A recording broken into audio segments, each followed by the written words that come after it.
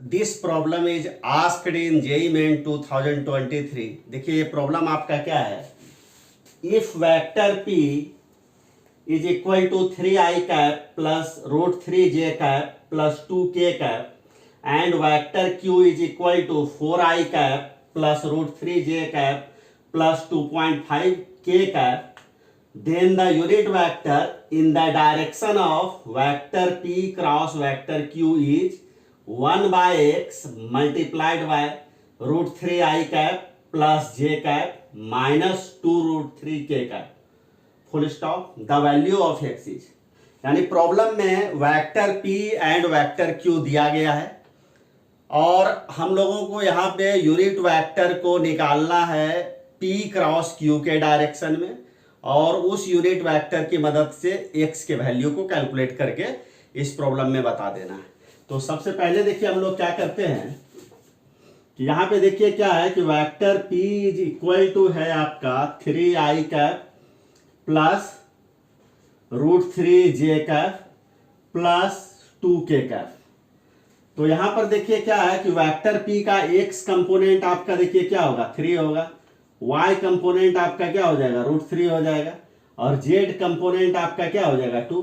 यानी i cap के बगल में जो होगा वो वेक्टर p का x कंपोनेंट, j कैप के बगल में जो होगा वो वेक्टर p का y कंपोनेंट, k कैप के बगल में जो होगा वो वेक्टर p का z कंपोनेंट। इसी ढंग से प्रॉब्लम में वेक्टर q भी दिया गया है। Vector q is equal to है आपका 4i cap plus root 3j cap plus 2.5k cap. तो यहां पर देखिए क्या है कि वेक्टर q का x कंपोनेंट हो जाएगा आपका 4, y कंपोनेंट हो जाएगा आपका रूट 3 और z कंपोनेंट हो जाएगा आपका 2.5। अब देखिए हम लोग p क्रॉस q को कैलकुलेट करते हैं यहां पे।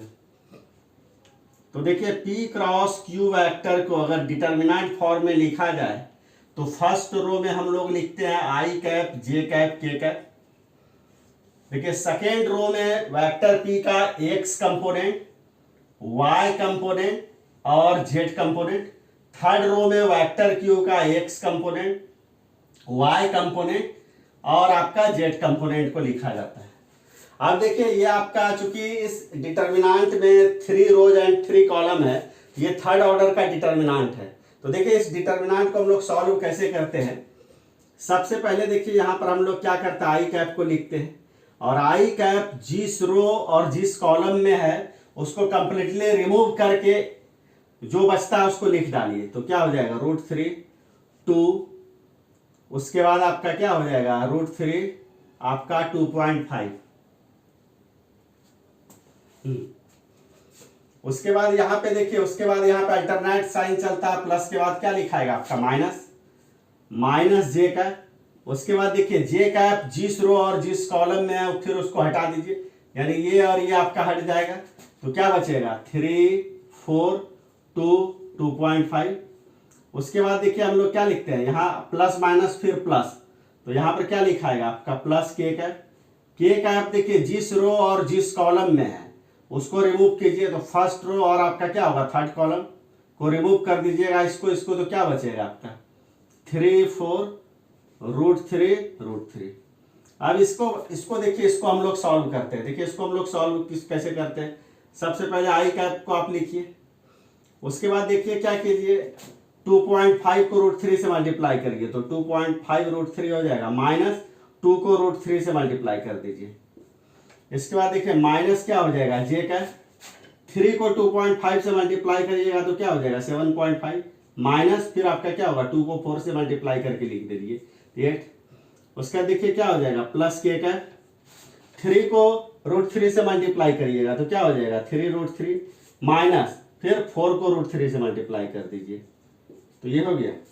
इसको अब देखिए अगर आप सॉल्व करके लिखिएगा तो क्या हो जाएगा 0.5 रूट 3 आई कैप। उसके बाद ये देखिए क्या हो जाएगा, ये माइनस 0.5 होगा, माइनस माइनस प्लस, यानी ये आपका क्या हो जाएगा 0.5 जे कैप और ये आपका क्या हो जाएगा माइनस रूट 3 के कैप, माइनस रूट 3 के कैप हो जाएगा आपका। अब यहाँ पर देखिए हम लोग इसको लिख सकते 0.5 को हाफ लिख सकते हैं, यानी ये हाफ इट मीन्स क्या हो गया √3/2 आई कैप प्लस आपका क्या हो जाएगा हाफ जे कैप माइनस आपका क्या हो गया आपका √3 हो गया। तो यहाँ पर अगर आप 2 को अगर एलसीएम ले लीजिए तो 2 को अगर एलसीएम ले लीजिएगा तो यहाँ पर क्या लिखा जाएगा √3 आई कैप प्लस 1 जे कैप माइनस 2√3 आपका क्या हो जाएगा के कैप, यही लिखा जाएगा।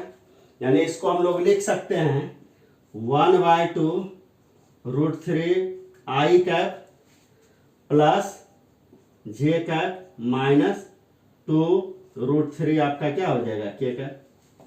तो इस प्रकार से हमने वेक्टर P क्रॉस Q को लिख दिया। अब हम लोग यहाँ पर देखिए क्या है कि वेक्टर P क्रॉस Q का मैग्नीट्यूड को निकालते हैं। तो वेक्टर P क्रॉस Q का अगर हम लोग अगर मैग्नीट्यूड को अगर निकालें तो क्या हो जाएगा, ये मॉड के अंदर 1/2 लिखिए, उसके बाद आपका क्या हो जाएगा √3 आई कैप प्लस जे कैप माइनस 2√3 आपका क्या हो जाएगा के कैप हो जाएगा आपका।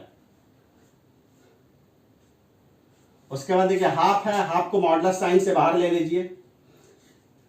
उसके बाद देखिए मॉड के अंदर क्या बचेगा √3 आई कैप प्लस जे कैप को हम लोग 1 जे कैप लिख सकते हैं और माइनस 2√3 को प्लस माइनस 2√3 के कैप लिख सकते हैं।